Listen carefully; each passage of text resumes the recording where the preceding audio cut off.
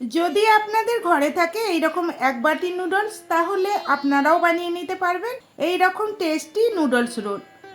নমস্কার, আমি অর্পিতা, আর আমার চ্যানেলে আপনাদের সকলকে স্বাগত। আশা করছি আপনারা সবাই ভালো আছেন, সুস্থ আছেন। আসুন তাহলে শুরু করা যাক আমার আজকের এই রোল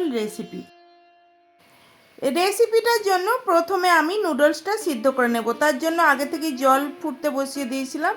জলের মধ্যে দিয়ে দিলাম 1 চামচ লবণ আর 1 চামচ সাদা তেল। জলটা ফুটে গেলে আমি কিছু নুডলস এর মধ্যে দিয়ে দিলাম। নুডলসের পরিমাণটা আমি বলছি না, আপনারা আপনাদের ইচ্ছে মতো নুডলসটা নিতে পারেন, কেননা রোলের জন্য খুব বেশি নুডলসের প্রয়োজন হয় না। নুডলস দেওয়ার পর জলটা ফুটে গেলে আবারও গ্যাসের ফ্লেমটাকে লো করে দিয়ে এটাকে 2 মিনিট মতো সিদ্ধ করে নেব। 2 মিনিট সিদ্ধ করে নেওয়ার পর গ্যাস অফ করে দিলাম। এখন এই নুডলসের জলটাকে আমি একটা ছাঁকনিতে ছেঁকে নেব।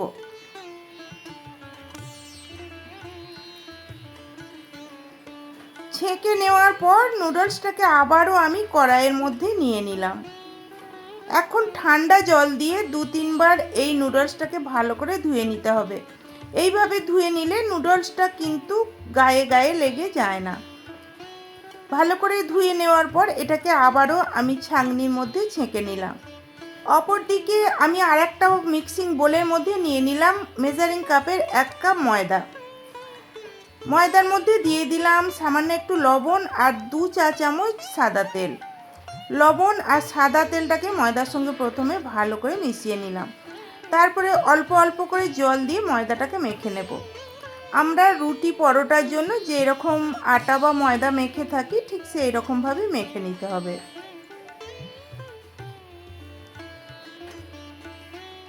ময়দাটা মেখে নেওয়া হয়ে গেছে আর এইরকম একটা সফট ডো বানিয়ে নিয়েছি। এখন এই ময়দাটাকে ঢাকা দিয়ে রেখে দেব 15 থেকে 20 মিনিট। তারপরে আমি কিছু সবজি রেডি করে নিয়েছি। দেখুন, নিয়েছি একটা মিডিয়াম সাইজের পেঁয়াজ কুচি, নিয়েছি 3টে কাঁচা লঙ্কা কুচি, হলুদ ক্যাপসিকাম নিয়েছি কিছু নিয়েছি সবুজ ক্যাপসিকাম, গাজর নিয়েছি অল্প একটু, নিয়েছি রসুন কুচি আর আদা কুচি। সবজিগুলোকে কিন্তু আমি একটু লম্বা লম্বা করে কেটে নিয়েছি। আর এদিকে নুডলসটারও জল ঝরে গিয়ে দেখুন একেবারে ঝরঝরে হয়ে গেছে। তারপরে গ্যাস অন করে কড়াই বসিয়ে কড়াইয়ের মধ্যে দিয়ে দিলাম 2 চামচ সাদা তেল। তেল গরম হয়ে গেলে 2টো ডিম ফাটিয়ে তেলের মধ্যে দিয়ে দিলাম। এখন লো টু মিডিয়াম ফ্লেমে ডিমটাকে ভেজে ভুজিয়া বানিয়ে নেব।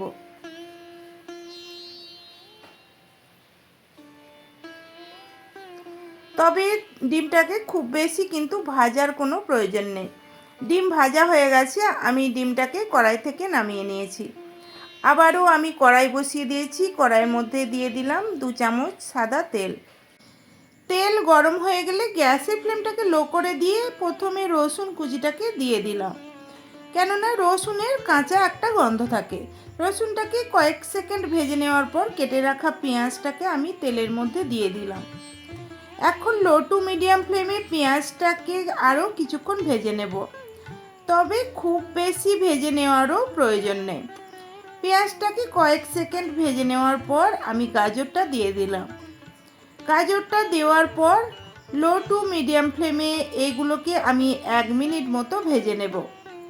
তবে গাজরে যেন কালার চেঞ্জ না হয়ে যায় সেদিকে একটু খেয়াল রাখবেন। এই সময় আমি এর মধ্যে যে আদা কুচিটা নিয়েছিলাম সেটাকে দিয়ে দিলাম আর দিয়ে দিলাম কাঁচা লঙ্কা কুচি। আবারও সব কিছুকে ভালো করে নাড়াচাড়া করে বেশ কিছুক্ষণ ভেজে নিতে হবে।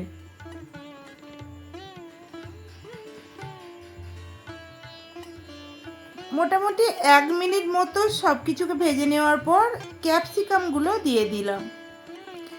আমি কিন্তু এখনো পর্যন্ত এই সবজিগুলোর মধ্যে লবণ দিইনি, তাই এইবার আমি সবজিগুলোর মধ্যে দিয়ে দিলাম সামান্য একটু লবণ। খুব বেশি লবণও কিন্তু দেওয়ার প্রয়োজন নেই, কেননা নুডলস সেদ্ধ করার সময় আমি অনেকটাই লবণ দিয়েছিলাম। লবণ দিয়ে আবারও কিছুক্ষণ সব কিছুকে ভেজে নেব।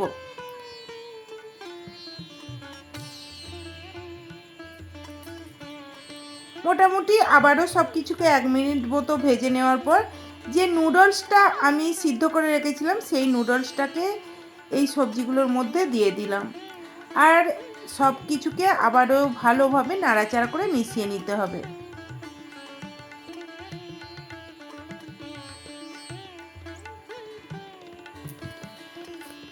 সব কিছুকে ভালো করে মিশিয়ে নেওয়ার পর এইবার আমি নুডলসের মধ্যে দিয়ে দেব হাফ চা চামচ গোলমরিচের গুঁড়ো, দিলাম 1 টেবিল চামচ সয়া সস আর 1 চা চামচ চিলি সস। দেওয়ার পর কিন্তু খুব তাড়াতাড়ি এগুলোকে আবারও মিশিয়ে নিতে হবে, কেননা সয়া সস যদি পুড়ে যায় তাহলে নুডলস তেতো হয়ে যাবে। আবারও সব কিছুকে ভালো করে নাড়াচাড়া করে মিশিয়ে নেওয়ার পর এইবার আমি এর মধ্যে দিয়ে দেব টমেটো সস। আমি এখানে 3 টেবিল চামচ মতো টমেটো সস দিয়েছি। তবে টমেটো সসের পরিমাণটা আপনারা চাইলে বাড়িয়েও দিতে পারেন। টমেটো সস যত বেশি দেওয়া হবে নুডলস কিন্তু খেতে ততটাই টেস্টি হবে, আর এই রোলটাও খেতে ততটাই ভালো লাগবে। সবশেষে আমি এই নুডলসের মধ্যে অ্যাড করলাম ডিমের ভুজিয়া, যেটাকে আমি আগে থেকে বানিয়ে রেখেছিলাম।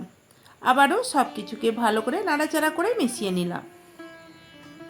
নুডলস আমার রেডি হয়ে গেছে। এবার এটাকে আমি একটা প্লেটে নামিয়ে নিলাম। অপরদিকে যে ময়দাটাকেও মেখে রেখেছিলাম সেই ময়দাটাও কিন্তু ভালোভাবে সেট হয়ে গেছে।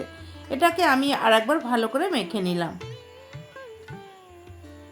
মেখে নেওয়ার পর ময়দাটা থেকে আমি লেচি কেটে নেব। আমরা যেমন রুটির লেচি কাটি কিন্তু তার থেকে একটু বড় সাইজের লেচি এর থেকে কেটে নিতে হবে। 1 কাপ ময়দা থেকে দেখুন আমার মোট 4টে লেচি হয়েছে। লেচিগুলো কেটে নেওয়ার পর এবার 2 হাতে তালু দিয়ে এগুলোকে একটু পাকিয়ে গোল করে নেব। তারপরে এই রুটিগুলোকে আমি বেলে নেব। তার জন্য আমি একটু আটা নিয়েছি আর আটা দিয়ে আমি রুটিগুলো বেলে নিচ্ছি। তবে আপনারা চাইলে তেল দিয়েও রুটিগুলো বেলে নিতে পারেন। একটা রুটি বেলে নেওয়া হয়ে গেছে। আমি এইভাবে বাকি রুটিগুলোকেও বেলে নেব, কেননা সবকটা রুটিকে একসঙ্গে বেলে নিয়ে তবেই আমি পরোটাগুলো ভেজে নেব। সবকটা রুটিকে বেলে নেওয়ার পর আমি গ্যাস অন করে তাওয়া বসিয়ে দিয়েছি, আর তাওয়া গরম হয়ে গেলে আমি একটা রুটি তাওয়ার উপরে দিয়ে দিলাম। প্রথমে রুটিটাকে এপিট ওপিট দুপিট ভালো করে একটু সেঁকে নিতে হবে। রুটিটা ভালো করে দুপিট সেঁকে নেওয়ার পর এবার আমি এর উপর দিয়ে দিলাম বড় চামচের 1 চামচ তেল। এই পরোটা ভাজার জন্য খুব বেশি তেল দেওয়ারও প্রয়োজন নেই। তারপরে এই পরোটাগুলোকে আমি উল্টে পাল্টে ভালো করে ভেজে নেব। বন্ধুরা, আপনারা তো দেখতেই পেলেন এই পুরো রেসিপিটার জন্য কত কম তেল লাগে। আপনারা বাচ্চাদের টিফিনের জন্যও কিন্তু এই রোল বানিয়ে দিতে পারেন। একটা পরোটা ভাজা হয়ে গেছে, এইভাবে বাকি পরোটাগুলো ভেজে নেব। সবকটা পরোটা ভেজে নেওয়ার পর এইবার রোলগুলোকে রেডি করে নেব। তার জন্য একটা পরোটা নিয়ে নিলাম আর পরোটার উপরে কিছু নুডলস দিয়ে দিলাম। এখন পরোটাটাকে এইভাবে একটু রোল করে নিয়েছি। তারপরে একটা সাদা কাগজের উপর এই রোলটাকে রেখে আবারও একবার রোল করে নিলাম। এইভাবে সাদা কাগজ দিয়ে মুড়ে নিলে এটা খেতে সুবিধা হয়।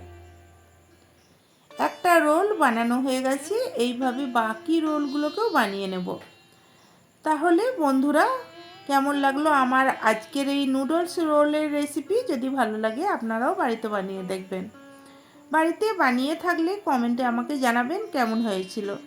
রেসিপি ভালো লাগলে লাইক করে বন্ধুবান্ধব আত্মীয় পরিজনদের মধ্যে শেয়ার করে দেবেন।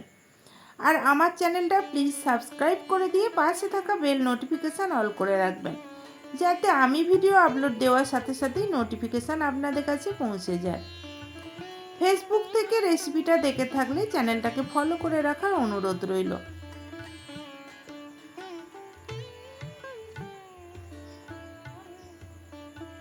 সবকটা রোলকে বানিয়ে নেওয়া হয়ে গেছে। আজকের মতো তাহলে রেসিপিটা এখানেই শেষ করলাম। সবাই ভালো থাকবেন, সুস্থ থাকবেন। ধন্যবাদ।